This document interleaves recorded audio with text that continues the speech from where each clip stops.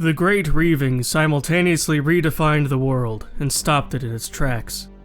Ships of all kinds were attacked without prompting, and sometimes even just for fun. High seas insurance withered, as nobody was willing to take such a risk to cover any seaborne journey, and few sailors had the bravery to sign on aboard a ship which planned to stray too far from shore. Indeed, even the finest military vessels stayed close to home, prepared at any moment for a fleet of pirates to descend upon them. Where once international shipping flourished and it seemed a globalized world was set in stone, now economies stagnated and import-dependent nations starved. On its own, the death of global economies brought about mass death by deprivation, somewhere to the tune of 5 million souls. Meanwhile, the wild shores of Zaratherma teemed with priceless treasures the world over. Even so, domestic upkeep essentially disappeared, as laws were a thing of the past and nobody was compelled to spend their own wealth to ensure the well-being of the land beyond their areas of operation. Indeed, the Pirate Guild had long since voluntarily disbanded in favor of true evangelist practice. The local councils did exist, but were largely ineffective, as what anybody needed could simply be plundered from abroad and then used to enrich themselves. Such examples of daring raids abroad were as follows. In July of 1936, the Risu Band, also known as the Smiling Pirates, under Captain Pesnafolny, targeted the Avarignian capital of Nantes. The pirate vessels, numbering around 25 major flagships and a myriad of smaller combat ships, blockaded the unsuspecting port and shelled the city with incendiary rounds. When the locally stationed navy under Captain Francois Auclair responded with as many ships as he could muster, they were soon pinned against the shoreline by the swarming combat boats, which often rushed ahead to affix explosives or even board the Avarignian defenders. The pirates continued to shell the city of 500,000 people, who were soon forced to evacuate inland. At the end of the week, the defense was broken, and the city of Nantes reduced to rubble, as the Risu Band picked through its bones, carrying away what meager valuables remained, which weren't even worth the price of their ammunition. Another harrowing example took place in January of 1937, when the Zeri-Clanar, or Free Sons, under Captain Threscu Laperna, targeted the city of Wenzhou in Poyang. The Zeri-Clanar approached with their 39 ships in the dead of night, blockading the port with lights off and engines dead. Hundreds of dinghies came flooding from their hulls as thousands of pirates came scrambling onto shore. By the time the city realized what was happening, it was too late. The pirates broke down churches for their gold, houses for their copper, and people for their teeth and blood. Those they didn't murder in the streets they carried away as slaves, and still others were brutally tortured in ways unimaginable simply to push the limits of human life. Beleaguered city guard came to contest ground, but they failed to repel them, as the Zeri-Clanar were renowned for their skill in urban warfare, in addition to the fact they held a numerical advantage. The governor of Wenzhou decided to torch the city instead of letting the pirates plunder it completely, and so the Free Sons left after 3 days of atrocity. But perhaps the most infamous was the Lacandon campaign, carried out between 1936 and 1938 by Captain Artagan Visnai, head of the Kuthkener fleet, meaning the Bloody Dogs. Captain Visnai set his sights upon the weakened colonial neighbor to his north, Lacandon, and desired to make it a part of the wild realm of Zaratherma, launching an assault with his 90 ships, half traversing up the west coast and half up the east. This resembled something much more like a conventional war, but regardless it was uniquely brutal. One way in which it defied conventional war was by its unique and often wanton brutality. The combat ethos of the Kuthkener was one of constant, unceasing attack, and much like their namesake implies, widespread use of dogs and other animals in war. Their dogs were treated as honored companions, but they would often capture coyotes or other wild creatures and infect them with rabies, setting them loose on entrenched enemy positions. This inflicted wholesale terror on the enemy. This was doubly true when they'd capture an enemy position and trapped rabid animals in ammo depots and sleeping quarters, then promptly abandoned the position. As the unsuspecting enemy recaptured it, they were mauled. This was inefficient, but it was largely viewed as entertaining, so the pirate band did so anyway. Lacandon, reeling from a lack of support from its colonial parent Gaizhou, was not keen to fight and die for the territory, many soldiers abandoning the front and retreating into Shikora. As a result, the Kuthkener advanced all the way to their capital Guadalajara before being forced to stop by a united defensive line supported by artillery and barbed wire. Needless to say, the Kuthkener were not masters of urban warfare as the Zeri Klanar were. Still, this constituted a huge victory for Captain Viznai. Though, instead of melting it into the greater mass of Zarathermite territory, which was owned by none and owned by all, Captain Viznai instead decided to fill that glorious vacuum himself, and become direct ruler over his new territory in Peng Bay. He even dared to assert himself down into existing Thermite territory, all the way to Kaimor, declaring himself the Praidu Laukum, the pirate king of Zaratherma. This sent shockwaves across the whole of Zaratherma as the many fleets returned from around the world, deciding to either support the new pretender or defend their precious freedom. The Zarathermite Civil War, beginning on the 21st of December 1939, marked the end of the Great Reaving, and would serve to almost totally remove Zaratherma as an element of international politics for years to come. With the fleets gone, it was as though the world essentially picked up from where it left off.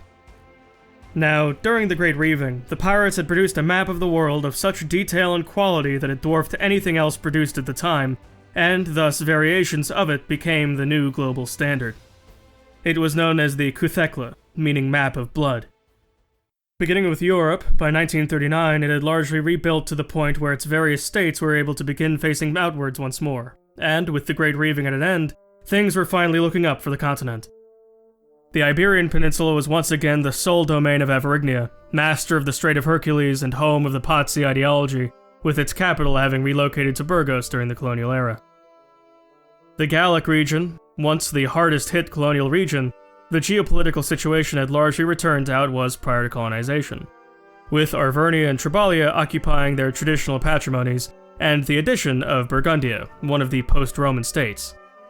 Interestingly, the major source of division between Arvernia and Triballia, that being their policy towards the Romans, had since dissipated.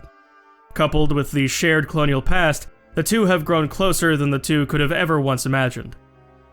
The Italic region was the sole domain of Italia, the post-Roman domain which was still very Roman.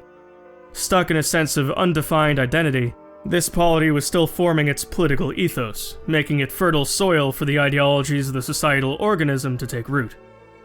The Germanic region, which was once the monolithic anchor of the Roman Empire and homeland of the Andenid dynasty, now found itself the most diverse region in Europe, with Germania as the regional hegemon, as well as Carnia, Frisia, and even parts of Burgundia, Perugia, and Box. This diversity would, in the years to come, make this newly industrialized and newly independent region the proving ground of ideologies. The Britannic region was dominated by the post-Roman state of Britannia, notably not one of the Bonifili until the latter half of Roman rule, due to its famously contentious neighbors, the Odinists of England, Norland, and Iskland. At the moment, Britannia seemed little more than a paper tiger, and unless they figure out how to administer their territory in the absence of Roman authority, the Isles will belong to the Allfather once again. Northern Europe was dominated by Samogitia, which, unlike the rest of Europe, had little reason to celebrate. Samogitia defined its national identity as the northern partner of Rome, and without that, not only was it aimless, but also vulnerable to the other northern states, especially Norland and to a degree Perugia. This is to say nothing of Mongolistan on their eastern flank. Indeed, Samogitia's future would hinge on whether it could secure friendly relations with the post-Roman states, especially Frisia. Eastern Europe, which was largely insulated from colonialism by the presence of strong empires to its east, west, and south, once defined its internal politics by who it decided to ally with. However, one empire had fallen, another had crumbled into a rump state, and only one still stood. This left Eastern Europe simultaneously more secure and more vulnerable than ever before. Eastern Europe now had two fewer empires to worry about swallowing them up, but one remained, and indeed, their intimidating frontiers no longer proved as artificial buffers from foreign invasion. The major players in the region include Perugia, Box, and Serdia, with Ordovicius stagnating as a middling polity, and Mongolistan representing the most clear and imminent threat to the region. The major concern suddenly became whether Serbia, already the most powerful state in the region, would work with their longtime ally to convert or conquer the rest of their northern neighbors, resulting in the three northern neighbors, once made enemies by their surrounding imperial circumstance, being brought close by the shadow of the cross. Speaking of which, the Balkans had come to be radically redefined in the last 50 years. Specifically, it was divided between the Zovsanal Christians of Serbia and the crestfallen pagans of Phrygia. Indeed, Phrygia, which once ruled the entire region, was now on the back foot against the rising power of their northern neighbor. And it is true that Serbia was far more interested in expanding south towards the Holy Land than it was in expanding north against their pagan cousins in Eastern Europe. Anatolia, after everything, still remained the sole domain of Phrygia, though it was contested by Georgia on the Black Sea. Regardless, both of them were shadowed by the fearsome, if declining, Empire of Mongolistan. The Eastern Mediterranean, once the sole domain of Phrygia, a sovereign domain of their great empire, was now contested by the post-Phrygian states, especially Crete, which had found itself in an especially advantageous position against their former overlords. Though, Palestine also found itself between them. A petty Greek despotate, it surely was not long for the world if it failed to secure the Suez Canal from their gargantuan neighbor. North Africa, though radically different, was still fundamentally European, with Avarignia, South Avarignia, Italia, and Crete all having significant holdings, both on the coast and further inland. However, there were two outliers. First, the colonial mandate of Shaojin in Africa, and Kanem, a sub-Saharan kingdom which had since migrated north and come into contact with European and Chinese technologies. Though, if they were going to survive, they would have to forge a homegrown industry overnight in order to resist their powerful neighbors. The Middle East, which once could so evenly be divided between the Phrygian West and the Mongol East, was no longer so simple.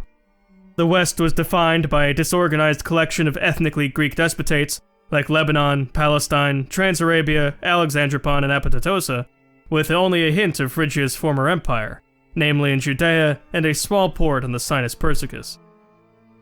Then, the East embodied an essentially different character, dominated uniformly by Mongolistan, but beneath the surface, chaos was brewing.